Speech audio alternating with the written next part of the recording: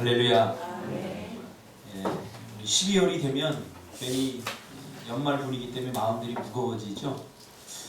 또 내가 한 살을 더 먹는구나, 이렇게 어떤 그런 분위기 때문에 마음이 무거워지고 우울해지는데 그럴 필요 없어요. 우리 그리스도인들은 어차피 해가 가고 나이가 먹고 또 주름이 생기고 하는 것은 당연한 거예요. 우리 그리스도인들은 하늘의 소망, 천국의 소망을 두고 사는 사람들이기 때문에 기쁨으로 받아들이시기를 주님의 이름으로 축복합니다. 아멘. 제가 여기 목 디스크가 와서 베개를 좀 특수한 거를 베요. 이렇게 목에만 이렇게 베이는데 집사람이 어느 날 딱 보더니 당신도 이제 나이 들어가니까 이렇게 베면 여기 주름이 생기니까 이렇게 이거 베지 말라고 나한테 그러더라고요.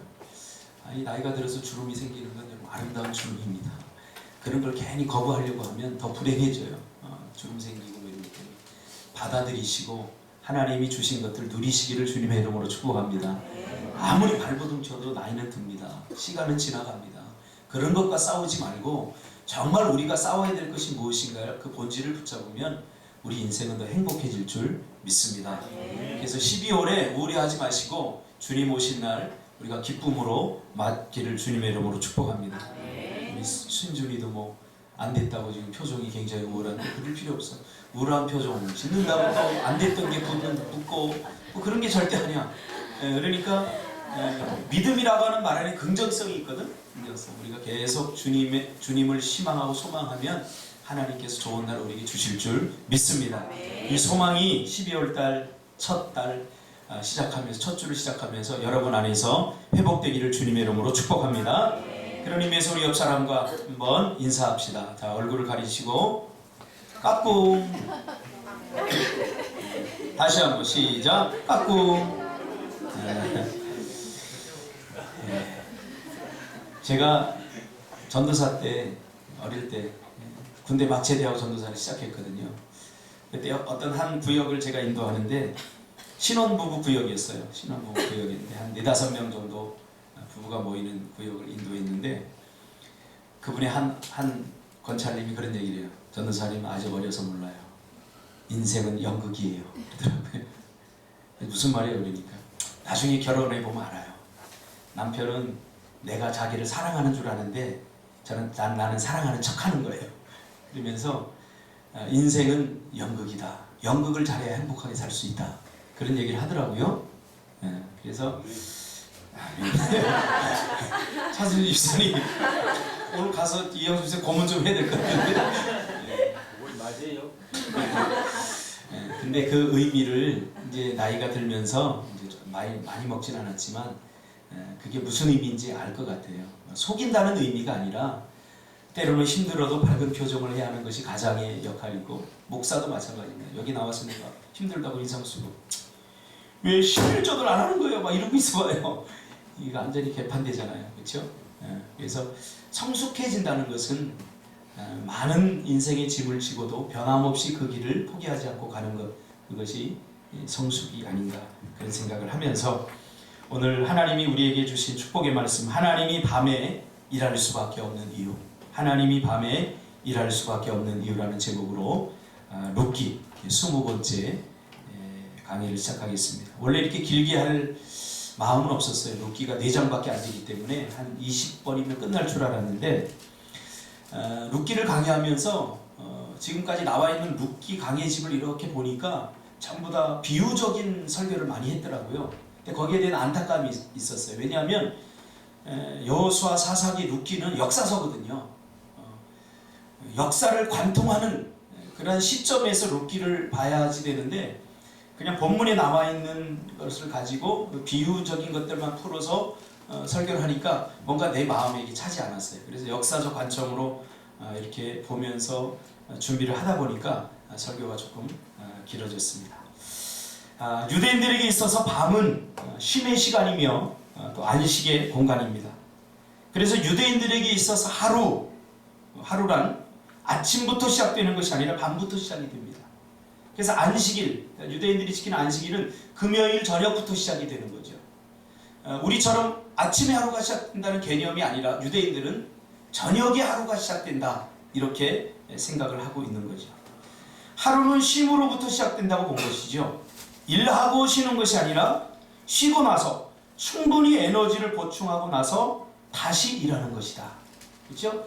그런 의미에서 하루는 쉬고 난 다음에 시작된다. 우리가 무슨 일을 하더라도 쉬고 나서 일하죠. 그렇죠? 그런 것과 마찬가지로 하나님께서 천지를 창조하신 그 창조를 근거로 밤은 안식을 위한 시간이며 낮은 창조를 위한 시간으로 본 것입니다. 즉 밤은 쉼과 안식이며 낮은 활동의 시간, 생산의 시간으로 본 것입니다. 그래서 여호수아서를 보면 모든 하나님의 역사가 아침과 낮에 이루어집니다.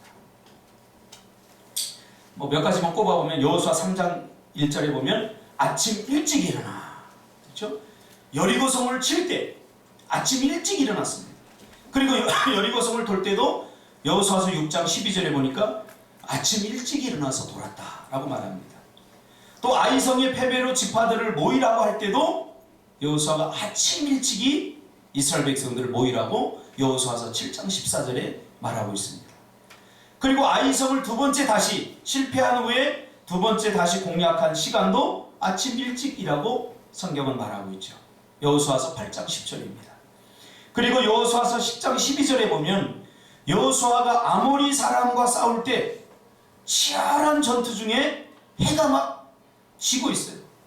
해가 지고 있어요. 해가 지면 뭐죠? 유대인들에게는 쉼의 시간, 안식의 시간입니다. 해가 지니까 이제 활동의 시간이 끝나버린 거예요. 그래서 여호수아는 하나님께 기도하죠. 하나님, 저 태양을 하늘에 붙잡아두고 낮을 지속시켜 주십시오. 왜? 전쟁은 낮에 해야 되기 때문에. 낮에 싸워야 되기 때문에. 유대인들은 오늘 우리처럼 이 안식일 개념이 그냥 대충 안식일에 대한 개념을 대충 갖고 있던 것이 아니라 굉장히 명확했어요. 해가 떨어지면 그들은 움직이지 않았어요. 딱 멈추고 해가 떨어지면 쉬는 시간, 안식의 시간을, 평안의 시간을 가졌던 거죠.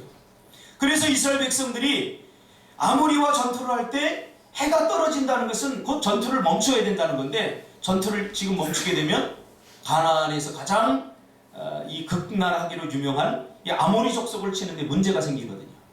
그래서 하나님께 기도한 거죠. 하나님, 저 해가 산에 떨어지기 전에 그 산꼭대기에 좀 붙들어 주십시오. 물론 여호수아를 읽다 보면 가끔 밤에 일어나는 일도 있지만 그것은 극히 제한적입니다. 그러므로 여호수아서는 그러면 무엇을 위해서 이스라엘이 이렇게 태양을 멈추기까지 하나님 앞에 해달라고 기도하면서까지 이 전쟁에 치열한 전쟁을 치르고 있는가? 이 치열한 전쟁을 치르고 있는 목적이 무엇인가? 우리가 그것을 알아야 됩니다. 왜 이스라엘 백성들이 치열한 전쟁을 치르고 있는가? 우리가 단순히 땅을 얻기 위해서 하나님이 가라고 하니까 이런 정도의 이해력만 가지고는 성경을 온전히 이해할 수 없습니다. 왜 이스라엘 백성들이 이렇게 치열하게 전투를 하고 있는가? 제가 여러분에게 한번 반문해 볼까요? 왜 그렇게 치열하게 사세요? 무엇 때문에 이렇게 아둥바둥하고 사세요? 어떤 목적이 있지 않겠습니까? 아마 아무 의미 없이 그래도 치열하게 사는 사람들은 나름대로 목적이 있습니다. 치열하지 않은 사람들은 목적이 별로 없는 거예요. 그냥 되는 대로 사는 거죠. 지금 이스라엘 백성들은 치열하게 전쟁을 하고 있어요. 얼마나 치열하냐면 그 해가 떨어지는 그 순간도 아까운 거예요. 우리 같으면 내일 싸우면 되지 뭐, 이렇게 되는데 아닌 거죠. 하나님이 주신 그 기회를 절대로 놓치고 싶은 것이 아닌 거죠. 그렇죠? 그 기회를 잡고 싶은 거죠. 제가 청년들에게도 늘 강조합니다.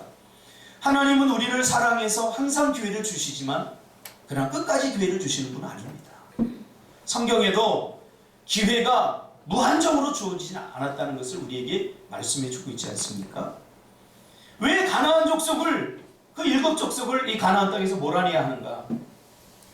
전쟁의 목적이 무엇인가를 우리가 분명히 알아야 돼요. 그것은 잃어버린 안식을 다시 되찾기 위한 전쟁입니다. 여러분, 가나안 전쟁의 목적은 이스라엘 백성들이 잃어버렸던 안식, 쉼을 다시 얻기 위한, 다시 찾기 위한 그러한 전쟁입니다. 생각해 보세요. 창세기로부터 넘어가면 죄로 말미암아 우리 인간은 안식이 깨어져 버렸어요. 쉼이 깨어져 버렸어요. 그렇죠? 그리고 이스라엘 백성들이 이제 노예 생활을 하면서 모든 게 다 깨어져 버렸잖아요. 노예들은 자기 마음대로 쉬지 못해요. 자유가 없다는 것은 안식이 깨어져 버렸다는 거예요. 쉼이 깨어져 버렸다는 거예요. 내가 쉴만 하면 대하나 와서 저기 돼지 거름 좀 치워라. 소똥 좀 치워라. 그러니까 자기의 시간이 없어요. 항상 쪽잠을 자고 항상 대기해야 되고 항상 긴장된 상태에서 살아야 되는 것이 종의 모습입니다. 하나님께서 이스라엘 백성들이 430년 동안 애굽에서 그렇게 살게 하신 거죠. 그리고 이제 가나안 땅에 자유를 주시고 그리고 그것에서 잃어버렸던 평안과 쉼, 안식을 다시 찾게 해주기 위해서 가나안의 비전, 가나안의 꿈을 주신 거죠.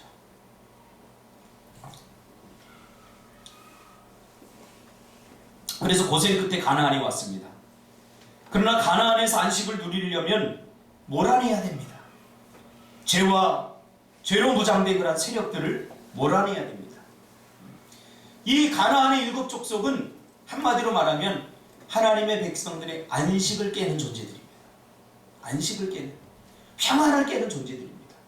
끊임없이 전쟁을 베풀고 만들고 그리고 하나님의 백성들을 공격하는 그런 존재들입니다. 그래서 이러한 존재들과 함께 거주하는 한 이스라엘 백성들의 평안은 없어요. 평안은 없어요. 그렇죠? 오늘 우리도 마찬가지입니다. 죄를 끌어안고 살면서 내 인생의 평안함과 안락한 삶을 살아겠다, 그렇게 생각하는 것은 어리석은 짓입니다. 내 안에 죄가 들어오면요 모든 평안이 깨져버립니다. 모든 안식이 다 깨어져버립니다. 죄의 유혹에 빠져버리면 그래서 하나님이 우리에게 주신 축복을 누릴 수 없게 되는 거죠. 그래서 하나님께서는 가나안의 7 족속을 죄의 세력으로 본 거죠. 그래서 그들을 몰아내지 않으면 이스라엘 백성들의 평안은 없는 겁니다. 그러나 이 사사기로 들어오면서 이 가나안 사람들을 몰아내지 못하고 가나안 사람들과 타협하죠. 그렇죠? 이스라엘 백성들이 보니까 야 굳이 몰아낼 필요가 없어. 같이 살면 좋겠다. 그리고 가나안 사람들은 어때요? 은근히 속이죠. 우리가 너희를 위해서 종살이를 하겠다. 너희를 위해서 우리가 헌신해 주겠다. 너희들 농사 지을 줄도 모르지 않느냐. 너희들 이 땅 잘 모르지 않느냐. 그러니까 우리가 너희를 위해서 온전히 헌신해 주겠다. 종이 되겠다. 얼마나 달콤한 유혹입니까? 그러니까 같이 하나님께서 몰아내라고 했는데 몰아내지 못하고 같이 동거하게 됩니다. 그래서 사사기의 역사는 이 가나안 족속들, 몰아내지 못한 족속들이 나중에 어떻게 됩니까?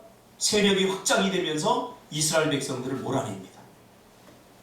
하나님이 축복으로 주신 가나안 땅에서 이스라엘 백성들은 그 축복을 누리지 못하고 평안한 삶, 안식의 삶을 누리지 못하고 쫓겨다니는 그런 인생들이 되어버리는 거죠. 그래서 농사를 어디서 짓니까? 산꼭대기에서 짓고 몰래 타작마당에서 타작을 하고 농사를 지어놓으면 이 가나안 족속들이 이제는 득세를 해가지고 와서 이스라엘 백성들의 온갖 재물을 다 노략해버립니다. 이것은 오늘 우리의 삶과도 마찬가지입니다. 이미 구원받은 하나님의 백성들이 이 영적인 가나안 땅에서 죄를 몰아내지 못하고 죄와 더불어 살아가면 하나님이 우리에게 누리라고 주신 평안과 안식의 삶은 요연한 것입니다. 절대로 누릴 수 없습니다. 하나님은 이것을 안타깝게 여기신 겁니다. 그러므로 이 사사기의 배경은 그 룻기의 배경과 같다고 그랬죠. 그래서 룻기가 시작할 때 어떻게 시작됐죠? 사사들이 치리할 때에 같은 배경입니다. 그래서 이 사사기의 밤은 활동의 밤이며 전쟁의 시간입니다. 낮에 전쟁을 해야 되는데 낮에만 전쟁해서는 안 되는 거예요. 이제 밤에까지 전쟁할 수밖에 없는 그런 아주 극한 지경에 이르게 된 거죠. 그래서 사사기서 6장 25절에 보면 사사기에는 여호수아와 반대로 밤에 주로 역사가 일어납니다. 역사는 밤에 이루어진다고 하는데 여호수아서의 역사는 낮에 이루어지고 그리고 사사기서의 역사는 밤에 이루어집니다. 밤에 뭐 해야 됩니까? 밤에 쉬어야죠. 밤에 안식해야죠. 그래야 아침을 새롭게 맞을 수 있고 하루를 우리가 멋지게 살아갈 수 있는데, 여러분 밤새도록 TV 보고 밤을 새도록 다른 것 하고 일하고 낮을 우리가 기쁨으로 아주 개운하게 맞을 수 있습니까? 이것은 하나님께서 우리에게 주신 영적 밸런스가 깨어지는 거예요. 밤에는 쉬어야 돼요. 밤에는 안식해야 돼요. 이 안식이 없으면 그 다음 하루는 완전히 다 망가지는 겁니다. 요즘 제가 20대 때에는 한 3, 4일 밤을 새우고도 너끈했어요. 근데 요즘은요, 하룻밤 새우면 3일은 이 제정신이 아니에요. 3일. 힘들어요. 여러분들 젊어서 그걸 못 느끼지만 밤은 잘 쉬어야 돼요. 밤은 잘 쉬어야 돼요. 안식의 시간이에요. 그냥 이 쉼을 통해서 하나님께서 우리에게 주시는 놀라운 은혜들을 우리가 축적하고 이게 저장했다가 그 다음날 우리가 하나님이 주신 사명을 감당하고 사역을 감당하는 일에 써야 되는 거죠. 밤새도록 우리가 다른 짓하고 기도하려니까 안 되는 거예요. 사사기서에서 나오는 모든 역사는 다 밤에 이루어집니다. 여호와께서 밤에 기드온에게 나타나 우상을 찍을 것을 명하십니다. 그렇죠? 기드온에게 밤에 나타나셨어요. 기드온이 확신이 없어서 양털 시험을 한 것도 밤입니다. 밤에 이슬이 내립니다. 미디안을 칠 것을 명하신 것도 밤에 꿈으로 다 명령하셨어요. 아말렉과 싸운 것도 횃불을 들고 밤에 싸울 수밖에 없었어요. 삼손이 가사에서 힘을 쓴 것도 밤입니다. 모든 사사기의 역사는 다 밤에 이루어집니다. 지금 룻기라고 하는 시간의 배경이 바로 사사들이 치리할 때라고 말했습니다. 그리고 공간적 배경은 바로 가나안 땅입니다. 가나안 땅은 어떤 땅입니까? 안식과 쉼의 땅입니다. 하나님께서 애굽에서 쉼과 안식과 자유를 잃어버리고 노예의 삶을 살아가던 이스라엘 백성들을 은혜로 구원해 주시고 광야를 거쳐 자유는 있었지만 그러나 그곳에는 쉼과 안식이 없었습니다. 광야는 이스라엘 백성들이 자유를 얻은 시간이죠. 그러나 광야에서 이스라엘 백성은 자유는 있었지만 애굽과 같은 속박된 상태는 아니지만 그러나 그곳에는 쉼과 안식이 없었던 것입니다. 광야는. 왜요? 쉼을 쉴 수 있는 그러한 여건들이 하나도 갖춰지지 않았어요. 예를 들면 먹을 것, 입을 것, 쉬어야 될 공간, 이런 것들이 하나도 없어요. 천막에서 살아야 되고 물도 없어서 하나님이 은혜가 아니면 안 됐던 그런 척박한 곳이 바로 광야입니다. 그러나 이 광야는 가나안으로 가기 위한 과정이라는 것을 우리가 절대로 잊어서는 안 됩니다. 괜히 광야에서 애굽이 좋았느니 애굽대가 더 괜찮았느니 그렇게 하면 하나님 마음 아프십니다. 저는 가끔 봅니다. 성도들이 괜히 예수 믿었다. 아유, 괜히 이 교회에 왔다. 괜히 내가 예수 기착해서 이렇게 힘들어. 주일날 아침 되면 지금 같은 때는 좀 괜찮은데 5월이나 이렇게 보면 참 푸르르고 이럴 때 가족들이 세상 사람들이 다 놀러 가고 이럴 때 보면 나도 차라리 예수를 몰랐으면 이렇게 고백하는 사람들 제가 종종 봅니다. 왜 그러죠? 광야에서 이제 자유를 주었지만 그 자유의 소중함을 모르기 때문에 그런 이야기를 하는 겁니다. 그러면서 모세를 향해서 원망하잖아요. 차라리 우리를 그냥 애굽 땅에 놔두지. 그곳엔 수박도 있었고 그것엔 적어도 우리가 굶어 죽지는 않을 것 아니냐. 이렇게 모세를 향해서 원망하고 불평하는 것, 하나님을 향해서 불평하고 원망하는 거예요. 신앙의 여정 속에서 우리 반드시 광야를 거치게 되어 있습니다. 그럼 왜 하나님께서 광야를 거치게 했는가? 이것도 분명히 우리가 알아야죠. 왜 하나님 이왕 주시려면 바로 주시지. 바로 가나안으로 한 일주일이면 들어가게 하시지. 왜 이 가나안 땅에서 뺑글뺑글 40년 동안 돌렸는가? 이스라엘 백성들은 여전히 가나안이라고 하는 축복의 땅을 선물로 주어도 그것에서 누릴 수 있는 그런 자격이 갖추어지지 않았어요. 여러분, 우리가 하나님 앞에 기도하고 하나님 앞에 구한다고 하나님께서 그것을 즉시 다 주면 우리는 얼마나 교만한 사람이 되는지 몰라요. 저도 그런 적이 있어요. 하나님 목회를 하면서 힘들 때는 좀 주시죠. 하나님 왜 안 주십니까?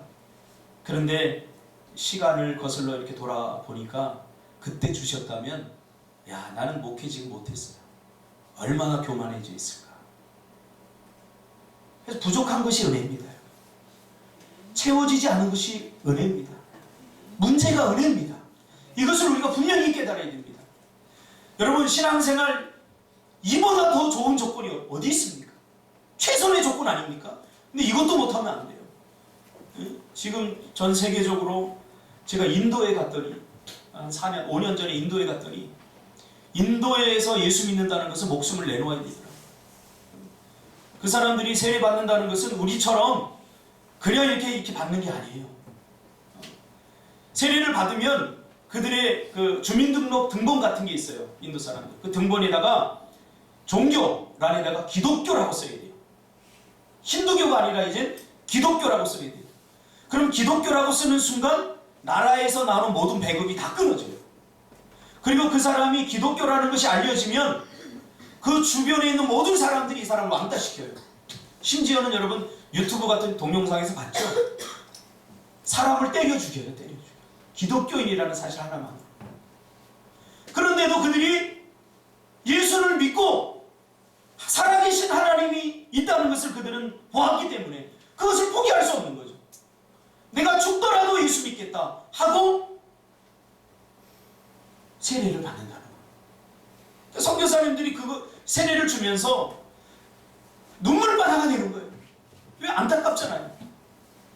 앞으로 세례를 받음으로써 그가 받아야 되는 고난과 그가 받아야 되는 어려움들, 때로는 목숨을 던져야 되는 그러한 순간으로 뛰어드는 거 아니겠습니까?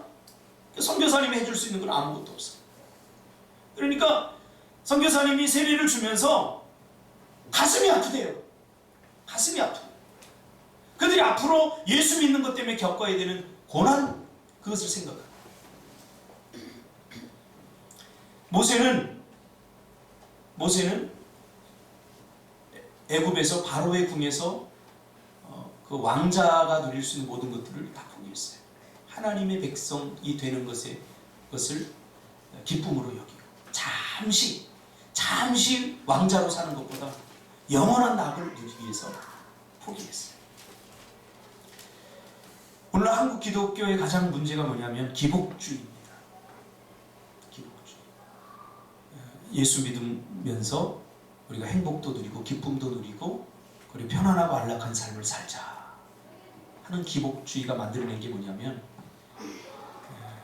신앙생활을 병들게 만들었어요.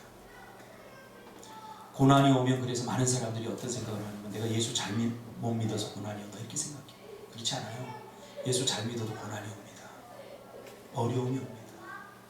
우리 광야에 있다면 우리는 충분히 하나님께서 우리를 그 가나안의 복을 누리게 하기 위해서 이 40년 동안 때로는 이 척박한 땅에서 우리를 굴리기도 하십니다. 그러면 왜 하나님은 사랑하는 당신의 백성을 광야에서 40년 동안 훈련받게 하셨는가? 이스라엘 백성들이 440년 동안 애굽 땅에 살면서 종의 근성들이 남아있어요. 종의 근성. 이제 이스라엘 백성들은 자유민이 되어야 되잖아요. 자유로운 선택과 자유로움 속에서 하나님을 섬겨야 되잖아요. 종은 시키는 것만 하면 되는데 이 가나안 땅에서는 모든 것이 자발적으로 이루어져요. 자발적으로. 그래서 가장 중요한 게 순종입니다. 순종. 하나님이 그래서 젖과 꿀이 흐르는 땅, 쉼과 안식이 있는 이 땅으로 인도해 주셨습니다. 하나님은 모든 것을 우리가 달라고 할 때 그냥 주시지 않고 그것을 받을 만한 자격을 갖추게 하신 후에 주십니다. 여러분 당연하지 않겠습니까? 여러분 애들이 한 5살 난 애가 엄마 칼 줘 그런다고 칼 바로 줍니까? 너무 원해. 이 칼 갖고 놀면 너무 재밌을 것 같아. 익사이팅 할 것 같아. 그래서 막 달라고 애쓰고 떼쓰고 그런다고 그 주는 부모 있습니까? 철없는 부모죠. 달라고 해서 주면 그 아이가 칼을 다룰 수 있는 수준이 되었을 때 주는 거예요. 바로 이와 같습니다. 하나님께서 우리에게 뭔가를 구할 때 즉시 주지 않는 것은 우리가 그 부분에 대해서 아직 훈련이 덜 됐기 때문입니다. 물질을 주시지 않는 것은 물질의 훈련이 덜 됐기 때문입니다. 그 물질 가지고 죄 짓는 데 쓰고 물질 가지고 엉뚱한 데 쓸 것 같으니까 하나님 주시지 않는 거예요. 그래서 그 부분에 대해서 우리가 훈련을 잘 해야 되는 거예요. 가나안에서 살기 위해서 광야 40년이 반드시 필요한 겁니다. 반드시 필요한 겁니다. 이제 드디어 어느 정도 훈련이 됐습니다. 그것을 알 수 있는 게 뭐냐면 요단강을 건널 때입니다. 처음에 이스라엘 백성들이 홍해를 건널 때는 야, 이렇게 중요한 설교를 하는데 주무시면 어떻게 해? 내가 미안하잖아. 주무시지 마. 게임할 땐 안 주무시지. 지금 게임한다고 생각하고.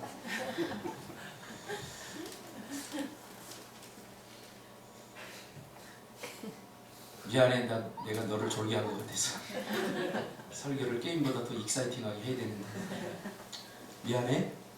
내가 다음 주에 더 잘 준비할게. 잊어버렸잖아.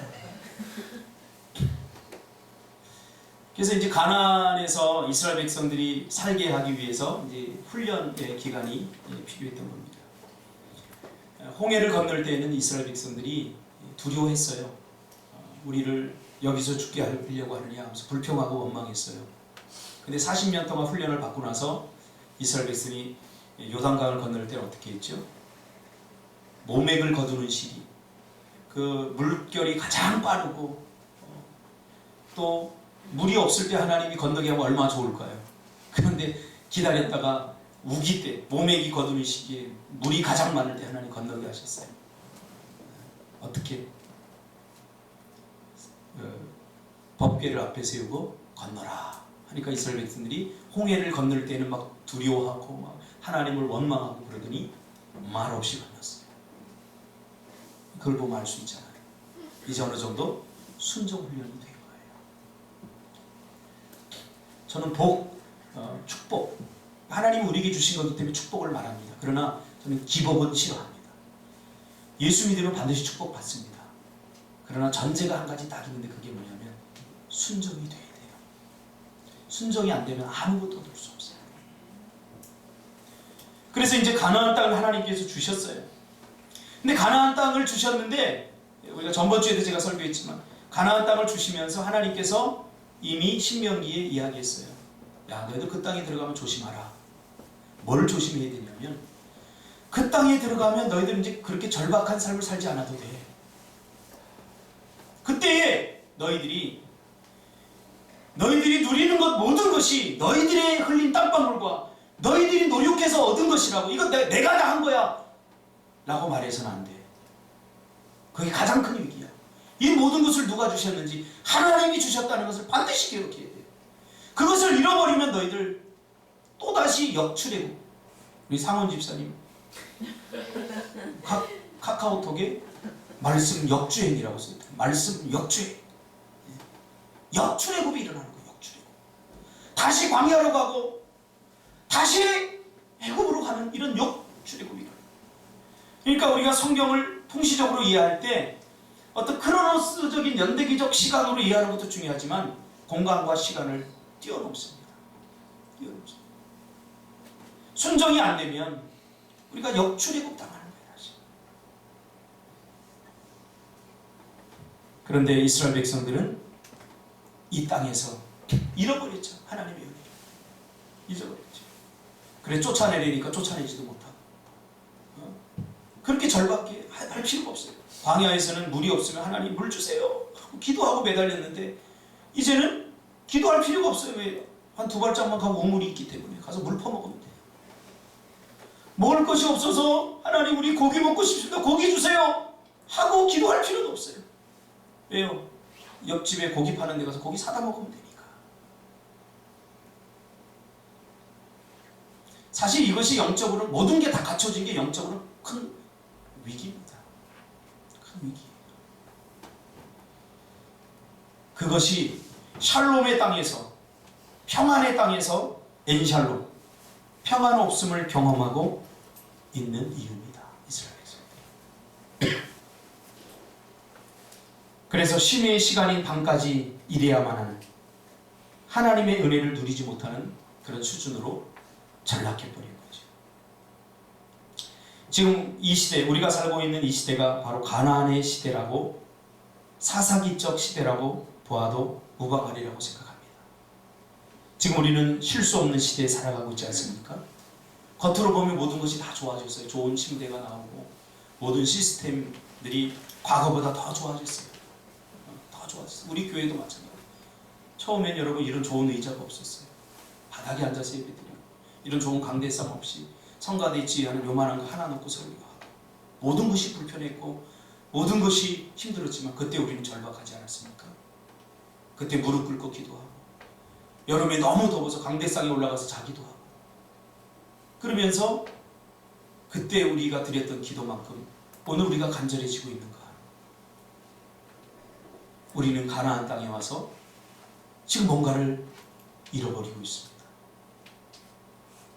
제가 목회 9년째인데 지금 돌아보니까 지금도 행복하지만 그때가 더 좋았던 것 같아요. 이렇게 말해서는 안 되는데. 이렇게 말해서는 안 돼요.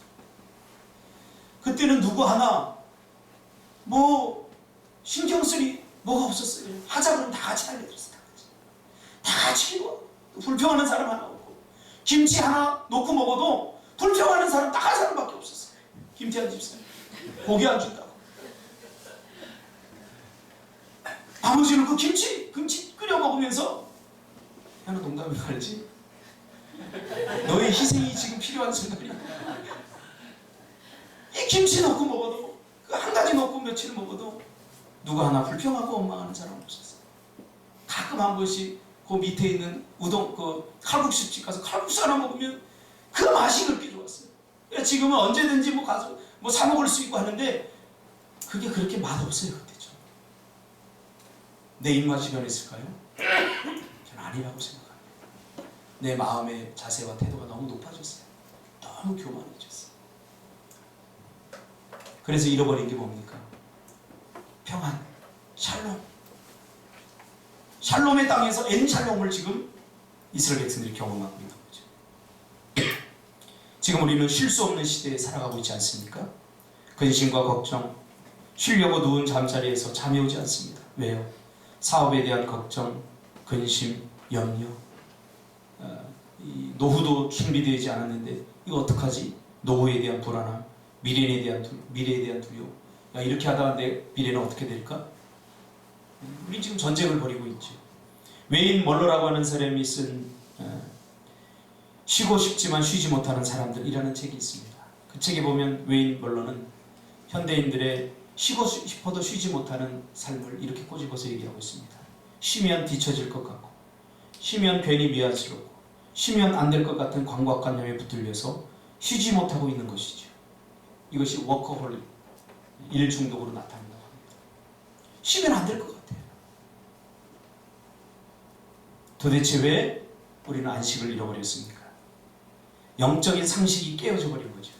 은혜의 상식이 깨어져 버리고 밤에까지 일해야 살 수 있는 혹독한 시절이 지금 우리에게 온 것입니다. 쉬고 싶어도 쉬지 못해요. 우리 비즈니스 선교팀들도 예전에 시작할 때 야 우리 하루 놀러 가자 그러면 예전에 네! 하고 다 따라 나섰는데 요즘은 제가 그렇게 말하기가 두려워요. 왜냐하면 다 꽂고 있거든요. 하루 사업장을 열지 않으면 매출이 얼마를 이렇게 하면서 자꾸 쉬니까 이게 지금 점점 힘들죠. 그래서 제가 야 그래도 눈 딱 감고 가자. 그래서 작년에 우리 제주도 갔었어요. 가서 쉬고 오니까 또 충전이 되더라고요. 그러면 이 밤이 의미하는 건 뭘까요? 하나님이 안식을 지키지 못하는 자신들의 백성을 위해 이제는 낮뿐만 아니라 밤에도 일할 수밖에 없는 애절한 모습이 바로 룻기의 모습입니다. 그리고 밤은 이 사사기 암울한 시절과 관련이 있습니다. 밤에 누가 일해야 됩니까? 내가 일해야 되지 않습니까? 근데 밤에 내가 일하지 않으니까, 내가 낮에 일하지 않으니까 하나님께서 대신 우리를 위해서 일해 주시는 거예요. 누가복음 15장 11절 이하에 보면 탕자의 비유가 나옵니다. 배은망덕한 둘째 아들이 아버지에게 분깃을 다 달라고. 왜? 아버지가 나를 자꾸 터치하고 아버지 집에 있으니까 자유가 없는 것 같고 내가 돈 갖고 가서 내가 사업하고 내가 하면 잘할 것 같으니까 분깃을 가지고 갔다가 다 쫄딱 망하죠. 모든 걸 다 잃어버리죠. 근데 그 장면에서 누가복음 15장 이 탕자의 비유에서 가장 가슴 아픈 게 뭔지 아십니까? 아버지는 이 아들이 떠나는 순간부터 단 한숨도 자지 못했다는 거예요.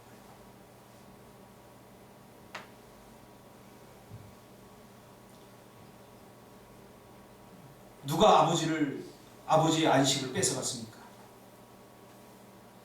누가 아버지의 쉼을 뺏어갔습니까? 철없는 둘째 아들이죠. 철없는 둘째 아들.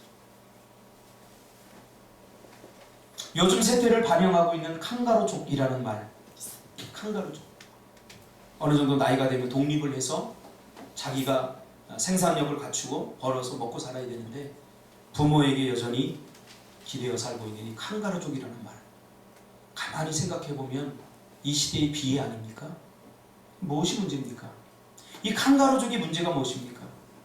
자기들은 사지로 가지 않고 지금까지 개고생을 하며 일평생 살아온, 일하고 싶어도 이제 연골이 다 닳아서 더 이상 일할 수 없는 그 부모들을, 그 노인 세대들을 사지로 내몰고 있다는 것입니다.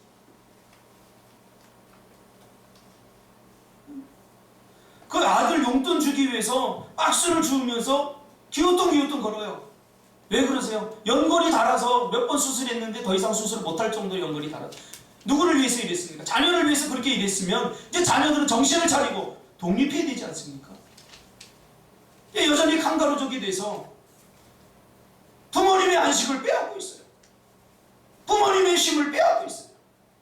인생의 쓴맛 단맛 다 보고 달고 달그른 그 연골을 가지고 일할 수 없는데, 쉬어야 되는데 노인들을 고단한 삶의 현장으로 내몰고 있다는 것이 캥가루족의 비유입니다. 그리고 이 시대의 비유입니다. 누가 노인들을 쉬게 할 수 있는가? 자식들의 돈이 아닙니다, 여러분. 자식들의 부가 아닙니다. 자식들의 철든 행동입니다. 야, 우리 부모님이 이렇게 열심히 일해서 나를 이렇게 했는데 내가 좋은 대학 나와도 100만 원이라도 받고 내가 일해야 되겠다. 체면이 어디 있어? 내가 일해야지. 이런 자식의 철든 행동이 부모님을 쉬게 할 수 있는 거예요. 오늘 본문은 우리에게 똑같이 질문 던지고 있습니다. 누가 하나님을 쉬게 할 것인가? 누가 하나님을 쉬게 할 것인가? 오늘 엘리멜렉 가정은 탕자예요, 탕자. 둘째 아들과 똑같아요. 예루살렘, 베들레헴, 이 축복의 땅, 절대 내가 떠나서는 안 된다고 하는 그 땅에 잠시 흉년이 오니까 나 먹고 살아야 되겠다. 그리고 떠나버린 거예요. 아버지, 내 분깃을 주세요. 하고 떠난 둘째 아들과 똑같아요. 떠나서 어떻게 됩니까? 다 잃어버렸어요. 다 잃어버렸어요. 이제 이 가문이 다시 세워진다는 것은 불가능해요. 우리가 살펴봤잖아요.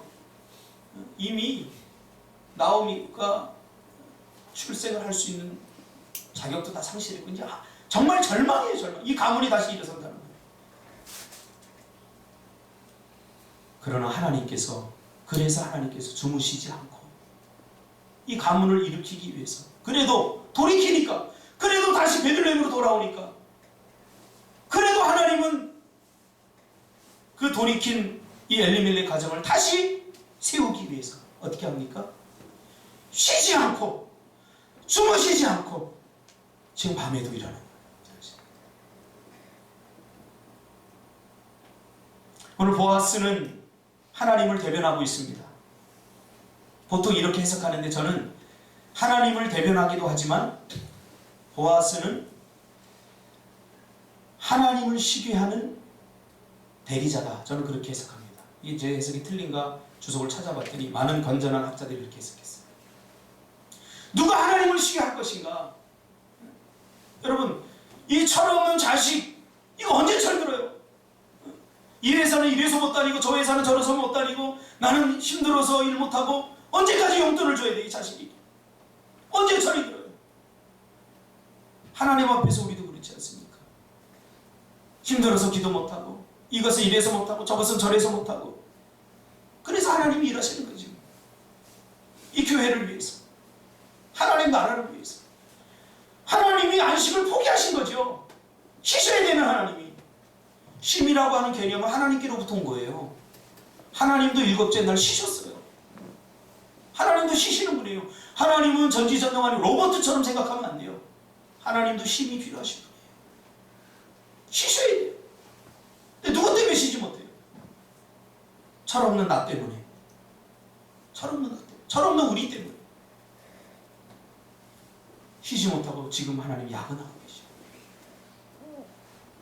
주무시지도 않고. 졸 수가 없는 거죠. 당신의 자녀들이 지금 어떻게 되는지 이거 보면서 여러분 자식을 집도 보내놓고 발 뻗고 편안히 주무시는 부모가 있습니까? 그건 부모가 아니죠. 가짜죠. 하나님은 우리 아버지십니다.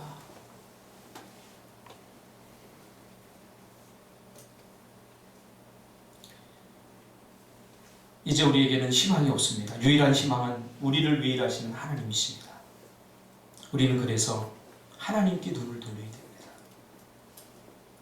이 은혜를 깨닫게 되는 순간부터 영적인 철이 들기 시작하는 거죠. 교회도 이렇게 여러분 와보면, 일주일에 딱 한 번 와보면 교회가 이렇게 깨끗이 치워져 있는 것 같지만 누군가가 헌신하고 치운 사람들이 있어요. 어제도 늦게까지 플리마켓을 하고, 어제 그 플리마켓을 그 얼굴이 빨개져 하는 거 보니까 제 가슴이 울컥하더라고요. 내가 괜한 고생시키는 건 아닌가. 어서 오세요, 어서 오세요. 그거 이렇게 팔아서 지들 갖는 것도 아니고, 그거 이제 미얀마 선교하는데 헌신할 텐데. 그렇게 해놓고 저는 좀 쉬게 하고 싶어요. 그럼 빨리 오늘 쉬고. 근데 또 이게 남아서 깨끗이 청소해. 그거 뿌린 줄 아세요? 종이봉투 하나에 60원 하는 거. 우리 예린이 보니까 어제 늦게 들어오더라고. 뭐 했냐? 종이봉투 적고 왔어. 참 이들이 하나님을 쉬게 하는 사람들 아닙니까? 이들이 아니면 또 누군가 해야 되겠죠. 제가 하거나 또 누군가 하겠죠. 이른 아침에 일어나서 깨끗한 길거리를 보면 바람이 깨끗하게 쓰는 모양이다. 그렇게 생각하는 사람이 있습니까? 누군가 치웠겠죠. 요즘 전번 주 월요일날 김장하러 갔다 저희 집사람이 손가락을 이만큼 잘랐어. 장로님이 칼을 얼마나 날카롭게 갈았든지 김장 스타트 하는 순간 바로 자르더라고. 막 일하기 싫던 거야. 보니까 손가락이 이렇게 나갔는데 꽤 깊게 나갔어. 손톱도 잘려. 집에 와서 그 손가락을 가지고 설거지하고 밥하고 하는 걸 보니까 안쓰럽더라고요. 근데 자녀들은 절대 몰라요. 엄마니까 당연히 해야 되는 걸 알죠. 그래서 제가 여보, 당신이 여보 좀 낫게도 내가 설거지할게. 제가 설거지 한 두어 번 했습니다. 이제 생색내려고 얘기하는 거예요. 저거 아프다고 못하면 어떻게 될까? 우리는 이렇게 다 누군가의 은혜를 입고 살아가는 사람들 아닙니까? 내가 하지 않으면 누군가가 두 배의 짐을 지고, 특별히 하나님은 주무시지 아니하고 일할 수밖에 없습니다. 시편 121편 3절 4절 여호와께서 너를 실족하지 아니하게 하시며 너를 지키시는 이가 졸지 아니하시리까. 이스라엘을 지키는 자는 졸지도 아니하시고 주무시지도 아니하시리로다. 로마서 8장 26절 오직 성령이 말할 수 없는 탄식으로 우리를 위하여 친히 간구하신다. 여러분, 기도하지 않으면 주님이 말할 수 없는 탄식으로 지금 우리를, 철없는 우리를 바라보면서 기도하고 계셔요. 가깝게는 목사가, 더 가깝게 여러분 부모님들이, 우리 모세가 호주 유학하고 공부하고 또 이렇게 신앙생활 하는 거, 내가 잘나서 그래. 그런 생각 갖고 있는 거 아니지? 네가 조금 잘나긴 했어. 그러나 누군가 기도한 사람들이 있었다는 거예요. 절대 잊어서는 안 돼. 그리고 내가 절에 없을 때 주무시지도 않고 졸지도 않고 나를 위해 일하고 계신 그 하나님의 열심 기도하겠습니다. 주님 감사합니다.